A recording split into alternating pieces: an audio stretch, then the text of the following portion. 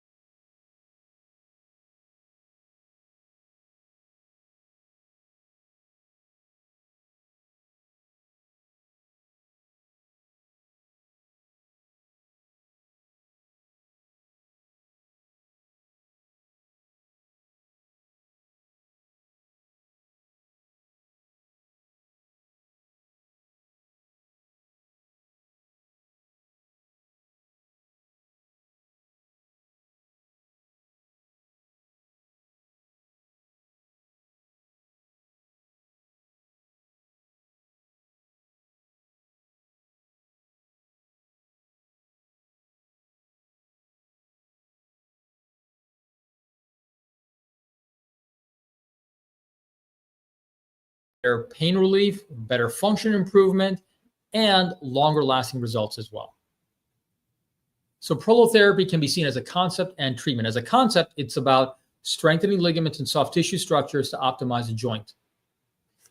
As a treatment, you've got basic prolotherapy that's using dextrose or a high concentration of sugar water. And that is the original regenerative medicine treatment that's been around since the 1950s. As a mild treatment, it's pretty darn good. An advanced version of that is using your own cells, either your own blood platelets or your own bone marrow stem cells. That's all considered prolotherapy. So in Regen Med, there's a treatment spectrum. Prolotherapy is a milder treatment. It still works.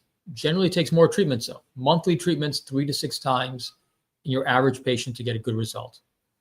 PRP, on the other hand, platelet-rich plasma, which I'll talk about, stronger treatment using your own blood platelets, generally would take 1 to 2 treatments over 6 to 12 months, and people will do well. And then you've got bone marrow-derived stem cells, which generally will recommend repeating that treatment every 2 to 5 years as needed. Stronger treatment, stronger results, helpful in things that are more active.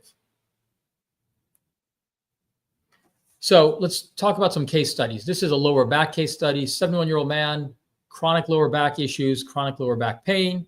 He's had prior surgery, laminectomy 2 times, still having pain, unfortunately. We ended up doing platelet-rich plasma originally, treating this in a prolotherapy format. That means treating it very extensively and comprehensively, treating the surrounding ligaments, facet joints, muscles, and even the epidural space. His initial improvement was about 30%. We ended up escalating to his own bone marrow-derived stem cells, gave him a better treatment result, better pain, better long-term results as well. What's nice about this is to see how treating this in a more comprehensive fashion is important. In addition, how some cases where someone's already had prior surgery, sometimes they do better with bone marrow rather than just platelets. Next concept to understand are orthobiologics. Orthobiologics are the cells and tissues that are injected into damaged orthopedic tissue. Again, using your body's normal healing process, using your own cells, I recommend, versus someone else's cells. In the United States, realistically, when it comes to living cells, you can only use your own living cells. You can't use someone else's. You may see products like amniotic and placental cells. Those do not have any living cells once they've been processed and shipped to the doctor's office. I'll talk more about that in a bit.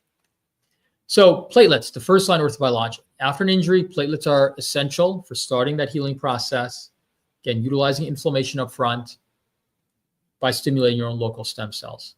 There are different types of platelet preparations. Understand that there's not a one-size-fits-all.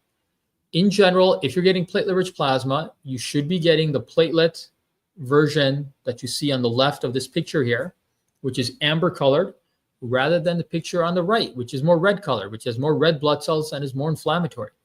Number 2, your physician should be adjusting your concentration of platelets based on your issue. Is it joints? Is it tendons? Is it ligaments? Depending on the severity, all that makes a big difference.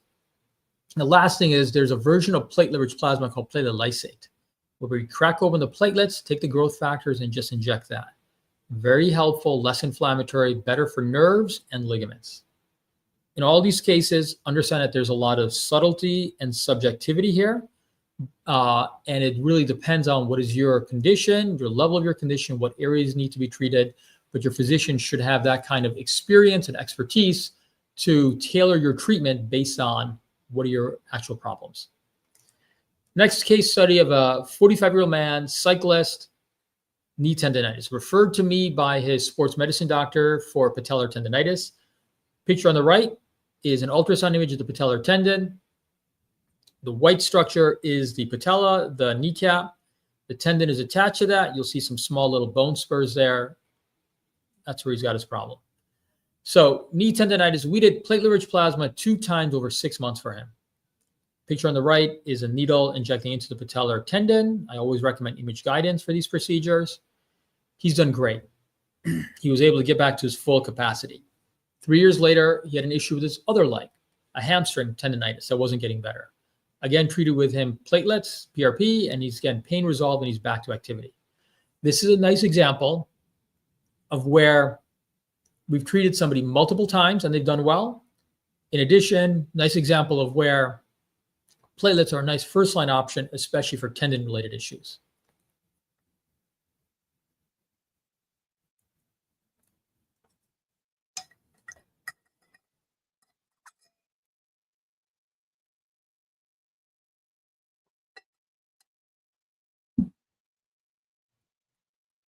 Okay, excuse me. Next, orthobiologic to be aware of are stem cells. These are the main cells that drive tissue repair and recovery after an injury. Use your own cells, not somebody else's. Much less risky. In the United States, bone marrow-derived stem cells are what's legal in the US. Fat stem cells, in the way that they need to be processed with an enzyme called collagenase, are not considered legal in the US. You can use fat or adipose for structural support. And we'll use that for tendon injuries, sometimes ligament injuries. You can use micro fragmented fat. That's another version, but none of those are really pure kind of stem cell treatments because they lack that enzyme that's not legal in the US. So bone marrow-derived stem cells are really what's primarily legal in the US. Again, you may hear about umbilical cord and amniotic cells. In the US, there's no living cells. For that to be processed after birth, there's no living cells when that's been checked out. You may hear about living cell treatments in other countries. There's very little data on those kind of results. You may hear about IV stem cells. Again, no proven benefit for orthopedic conditions. They may help with some general inflammation, but I would say stick with your own cells injected directly into the joint. When it comes to regen med, there are considerations when it comes to how we make a decision as to what treatment to use. For example, what is the severity of your condition? What area are we treating? In addition, what other medical issues do you have? Is this an initial treatment versus a booster treatment, and even cost? All these things make a difference when it comes to making a decision. Your physician needs to have a certain amount of sophistication and understanding to help guide you through this process. When it comes to stem cell treatment outcomes, yes, we can improve pain and function even if you have advanced cases. Can we improve how your X-ray or MRI images look? Depends. If you've got advanced arthritis, cannot get your joint to look like what it was when you were 20 years old. We can reduce pain and inflammation in those cases and get you feeling much better though. If you have a tendon tear or ligament tear that's less than 2 centimeters, we can actually get that to look back to normal. I'll show you pictures of that, examples of that. If you have swelling in a joint, if you've got early avascular necrosis, those are things that we can also improve as well on imaging as well. Can we treat bone-on-bone arthritis? This term bone-on-bone is a really ridiculous term that some doctors still use. The answer is yes, we can. Arthritis is a biologic condition treatable with orthobiologic treatments. In particular, if your range of motion is intact and function is still intact, good outcomes are still possible. Some caveats to this. More advanced arthritis, we're talking mainly about improving pain and function. Improving imaging is unlikely. And if we're talking about advanced hip osteoarthritis, generally that's much harder. Generally that's better served with surgery. But everything else that we treat is generally still amenable to treatment. Can we treat tendon and ligament tears? So this is a knee ACL study. This is a 20-year-old man. I saw him basically 2 months after he'd torn his ACL. We treated him with his own bone marrow, concentrate stem cells. By 3 months, he had no pain, was restarting dynamic activity. His imaging results are really exciting, and I'll show you that.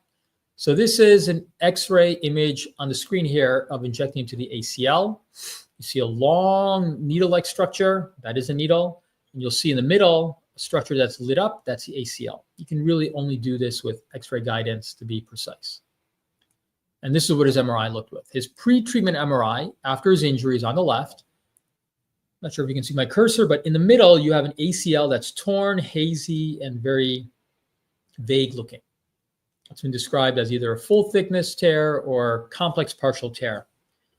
Image on the right is after treatment, 3 months after. And now you have an ACL that's very clean looking and linear. So not only does he have pain and functional improvement, he has an MRI that's normalized. Pretty exciting.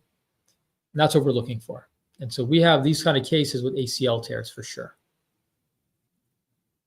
ACL that's fully pulled apart, that's a different story. An ACL that's torn but still in close approximation, that can still be treated. It's a case study of a rotator cuff tear. 57-year-old man, contractor, does a lot of overhead activity, has a tear in his right rotator cuff. Ultrasound images on the left show a full thickness tear. That gap in the middle, that black hole in the middle of this tendon, that is a full thickness tear. 3 months later, doing great. This is his image now. That prior black hole is now filled in. It's an exciting result. He has healing of that tear. Next is this concept of interventional orthopedics, this idea of using image guidance to treat orthopedic injuries. So these are some images of injecting into shoulders. Image on the left is of an ultrasound injecting into a rotator cuff tear. That's the needle. It's a very small little hole where the needle tip is. That is less than 1 millimeter by 1 millimeter. You cannot reliably do that just by feel. You have to do that with image guidance. Image on the right is an X-ray image of the shoulder. And again, now injecting into the joint. And also you may see that triangular structure that's lit up. That's the labrum. To hit that reliably, you need X-ray guidance. Showed these pictures before. There's one on the left, that's patellar tendon, ultrasound guided injection. One on the right is ACL guided injection as well. It's a case of avascular necrosis. This is a 41-year-old man. He is a chef and standing on his feet for hours on end, possibly, for 13, 14 hours on end. He developed not only osteoarthritis and fluid in the joint, he also has what's called avascular necrosis. You'll see this image on the left, pre-treatment image, before treatment. There's swelling in the bone. That is active damage in the bone. If we don't treat that, the bone will continue to get damaged and eventually cartilage will as well. We injected his own bone marrow cells into the joint, the ligaments, and into the bone itself. 3 months later, pain is doing great, functioning great, back on his feet all day long cooking. And excitingly, we've converted that swelling in the bone, the damage in the bone, that's now resolved as well.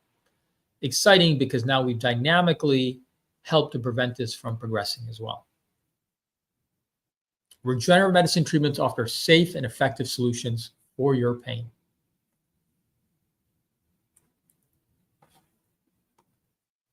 Let me just pause for a second, just kind of look through some of the questions that are coming in.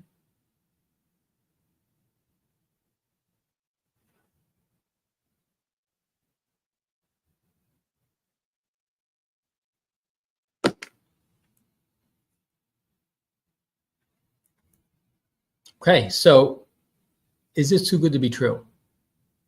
So there's evidence that goes back some time now. Philip Hernigue, French surgeon, has data that goes back to the 1990s, where he's comparing one knee that he treated with surgery, one knee with bone marrow cells, one shoulder that he treats with surgery, one shoulder that he treats with bone marrow cells.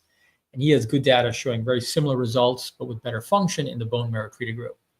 Regenix Network has data that goes back to 2005. I myself have personal experience in this that goes back to 2008. I have colleagues who 5-10 years ago maybe told their patients they didn't think this worked. Now they'll tell their patients Maybe it works, I'm not sure. The thing is, this is a rapidly developing field, but it is not new. There are right and wrong ways to do this. There's data for the treatments that we do. Many of my colleagues that are not involved in these treatments are not aware of that. Your expectations need to be grounded in reality and evidence-based medicine, but it is not too good to be true. If your goal is pain relief, functional improvement, work with a physician that knows what they're doing. They can help get you appropriate results. How long do results last? Dr. Hernigue has long-term results. Regenix has long-term data. I still tell people, think conservatively. If you have a chronic condition, expect that you may need a booster treatment or repeat treatment at some point a couple of years down the line. If you have, let's say, bone marrow treatment for your knee, we know you're going to get results that are going to go out for about 5 years. You may need a booster platelet treatment after a few years, though. If you get a platelet treatment for that same joint, you may need a booster treatment 2 to 5 years later as well.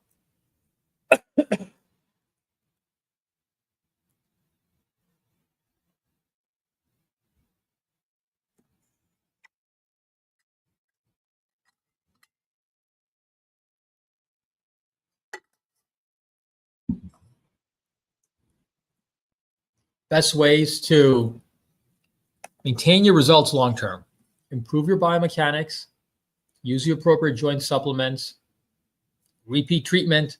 Generally speaking, what happens is you'll have a slow progressive improvement over some time. At some point, you'll start to plateau. You'll stay at that level. If you get a repeat treatment, you're now building off that higher level, so you can stair step to the next level as well. Maintain an ideal body weight, reduce stress on the lower back and legs, improve metabolic health and inflammation. I believe in that so strongly that we have our own weight loss program to help people with that as well. Work on all the lifestyle stuff when it comes to diet and exercise. That's key.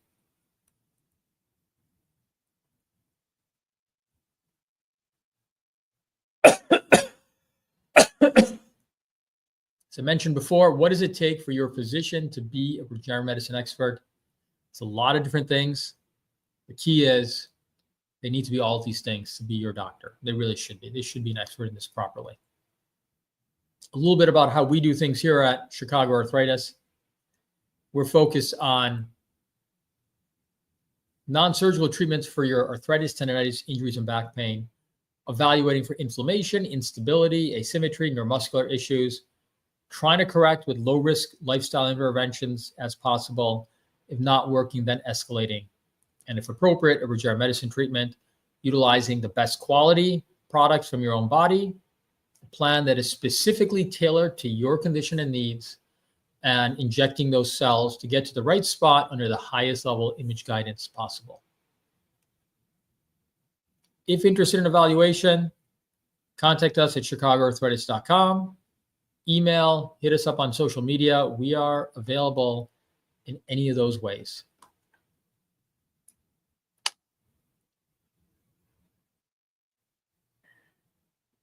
Okay, great. I'm going to pause for a moment to see if there's any other questions.